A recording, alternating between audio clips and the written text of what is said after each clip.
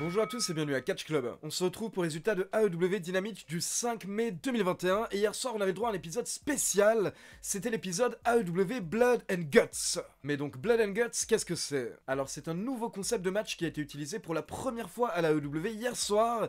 Et en gros, il s'agit d'un Wargames.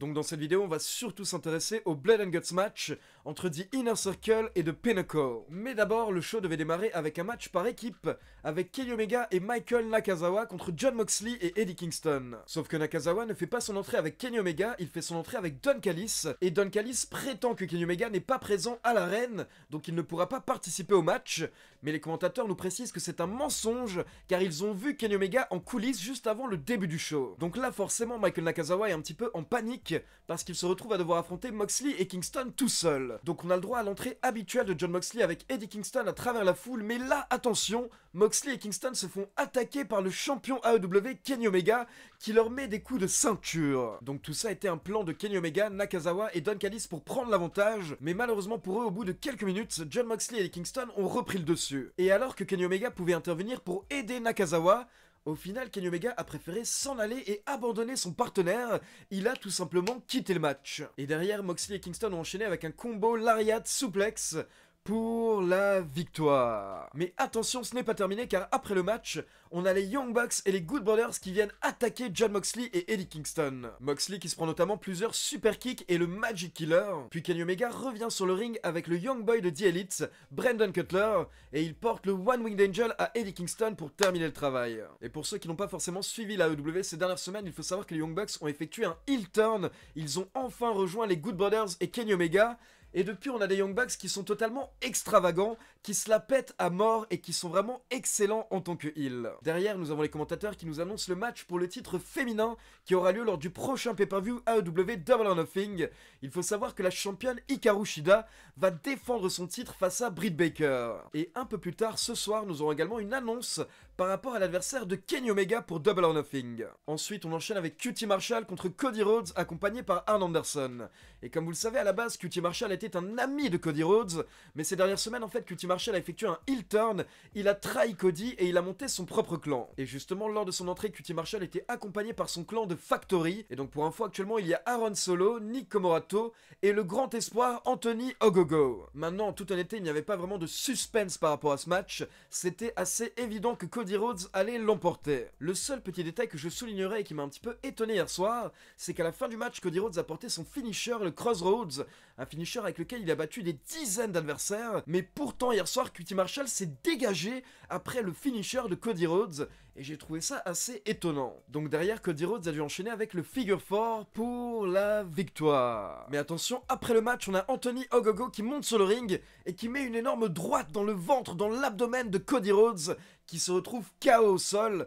Et derrière, on a Anthony Ogogo qui met le drapeau du Royaume Uni sur Cody Rhodes. Donc Cody qui se fait totalement dominer et humilier après sa victoire par le jeune prodige Anthony Ogogo. Et je rappelle qu'actuellement la AEW essaye vraiment de bâtir et de builder ses punchs, parce qu'Anthony Ogogo est un ancien boxeur qui a remporté une médaille de bronze aux Jeux Olympiques 2012, donc c'est pas n'importe qui. Ensuite, on a une petite vidéo qui nous montre l'attaque de Ethan Page et Scorpio Sky la semaine dernière sur Sting et Darby Allin à la fin du show. Et derrière, on a le droit à une petite promo de Scorpio Sky et Ethan Page où ils se moquent de Sting et Allin, mais d'un coup justement vous avez Darby Allin qui sort de nulle part et qui commence à les attaquer. Donc là on a le droit à une petite bagarre générale, mais le grand problème c'est que Darby Allin est tout seul parce que suite à l'attaque de la semaine dernière, Sting n'est pas présent. Donc rapidement Scorpio Sky et Ethan Page reprennent l'avantage et à la fin du segment ils jettent Darby Allin dans des escaliers. Et honnêtement, Darby Allin s'est pris une sale chute dans des escaliers en béton. C'est le genre de truc qui aurait pu être vraiment dangereux. On enchaîne avec un petit squash match. On a Britt Baker qui a battu Julia Hart en moins de 2 minutes avec son lockjaw. Puis on enchaîne avec un match avec 4 équipes. Nous avons les SCU, donc Christopher Daniels et Frankie Kazarian, contre les Jurassic Express, donc Jungle Boy et Luchasaurus, contre The Acclaimed, donc Max Caster et Anthony Bowens, contre les Varsity Blondes, Brian Pillman Jr. et Griff Garrison. Et au bout d'environ 10 minutes, grâce au Best Moonsault Ever, ce sont les SCU qui remportent le match, ce qui veut donc dire que les SCU obtiennent un match pour les titres par équipe la semaine prochaine. Et on sentait un petit peu la victoire des SCU car pour info, la semaine dernière, ils ont confronté les Young Bucks en leur disant que les Young Bucks sont en train de mal tourner. Ensuite, on a une petite vidéo qui nous hype le match entre Jon Moxley et Yuji Nagata qui aura lieu la semaine prochaine. Pour info, Yuji Nagata est une énorme légende de la New Japan, donc il affrontera Moxley la semaine prochaine pour le titre des États-Unis de la New Japan. Puis on retrouve Tony Schiavone près du ring, juste à côté de la cage, et il accueille le champion AEW, Kenny Omega. Kenny Omega qui fait son entrée avec le titre AEW, mais il est également avec Michael Nakazawa qui porte toutes ses autres ceintures. Et derrière, nous avons Tony Schiavone qui annonce à Kenny Omega que la semaine prochaine, on aura un match entre Pac et Orange Cassidy, et le vainqueur de ce match affrontera Kenny Omega lors du prochain pay-per-view Double or Nothing pour le titre AEW. Et derrière, on a Orange Cassidy qui est venu confronter Kenny Omega, mais Kenny Omega s'est totalement foutu de sa gueule, il se moquait de lui, car selon lui, Orange Cassidy n'est pas à son niveau, il est totalement inférieur, donc Kenny Omega est persuadé qu'il va affronter Pac à Double or Nothing. Et le segment se termine avec Kenny Omega qui s'en va et qui dit à Orange Cassidy, écoute, on se revoit dans 10 ans quand tu seras devenu un adulte. Donc attention, parce que vu la manière dont c'était teasé hier soir, ce ne serait pas étonnant que Orange Cassidy remporte son match la semaine prochaine et qu'il se retrouve face à Kenny Omega à Double or Nothing. Puis on enchaîne avec une autre promo et cette fois-ci il s'agit de Miro. Miro nous rappelle que toutes les personnes qui ont de l'or à la AEW ont un problème car dorénavant Miro veut un titre, il veut une ceinture. Donc pour info, la semaine prochaine lors de AEW Dynamite, on aura le droit à Miro contre Darby Allin pour le titre TNT. Mais comme vous le savez, Darby Allin s'est fait attaquer un peu plus tôt lors du show, donc Tony Schiavone précise que si Darby Allin ne peut pas défendre son titre la semaine prochaine, alors il perdra automatiquement le titre et Miro sera automatiquement le nouveau champion. Mais Miro répond qu'il souhaite absolument que Darby Allin soit présent la semaine prochaine, car Miro ne souhaite pas qu'on lui donne quoi que ce soit, il veut remporter le titre. Et Miro termine sa promo en disant que la semaine prochaine, l'homme qui n'a pas peur de mourir va se retrouver face à l'homme qui n'a pas peur de tuer. Et c'est bon de voir ça, honnêtement, c'est bon de voir Miro qui est enfin sans Kip Sabian, qui est enfin en solo et qui vise des titres. Là, on a enfin l'impression de voir quelqu'un de dangereux, quelqu'un qui peut potentiellement devenir un champion et un main eventer à la AEW. Et donc on passe au 5e match de la soirée, le Blood and Guts match, le main event de AEW Dynamite hier soir, de Pinnacle contre The Inner Circle, un match 5 contre 5. Et donc je rappelle les règles, le match démarre avec 2 catcheurs dans le ring, un membre de chaque équipe. Ces 2 catcheurs vont se retrouver face à face pendant 5 minutes dans le ring, et au bout de 5 minutes vous avez un catcheur qui les rejoint, et ensuite toutes les 2 minutes vous avez un nouveau catcheur qui intègre le match.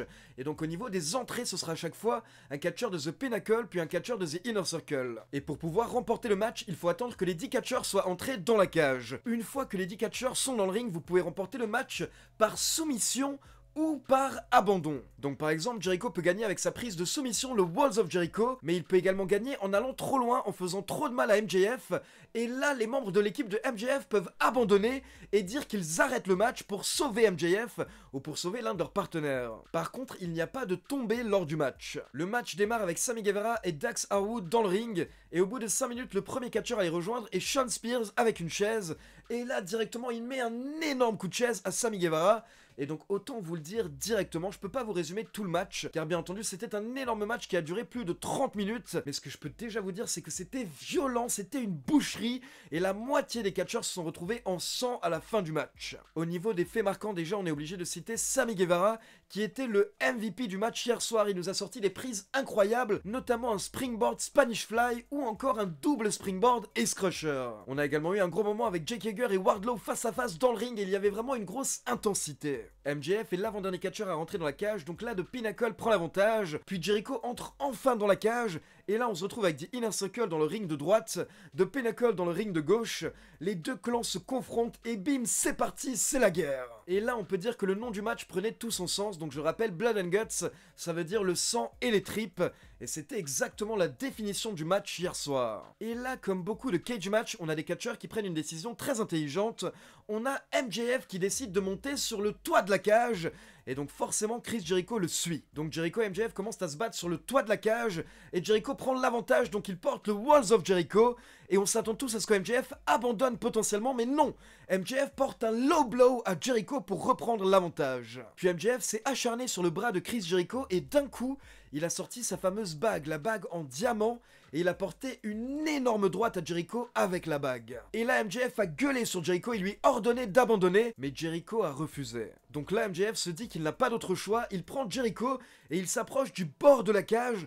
Donc apparemment, MJF veut jeter Chris Jericho du haut de la cage directement sur la scène. Et alors que MJF est à 2 doigts de le faire, nous avons les membres de The Inner Circle qui sont en bas de la cage et qui gueulent « On abandonne, arrête !» Et comme je vous l'avais expliqué un peu plus tôt, le match peut se terminer soit par soumission, soit par abandon. Donc justement au final, The Inner Circle abandonne pour sauver Chris Jericho et pour éviter qu'il ne tombe du haut de la cage. Donc MJF et The Pinnacle remportent le match. Mais attention, ce n'est pas terminé, car ce n'est pas assez pour MJF.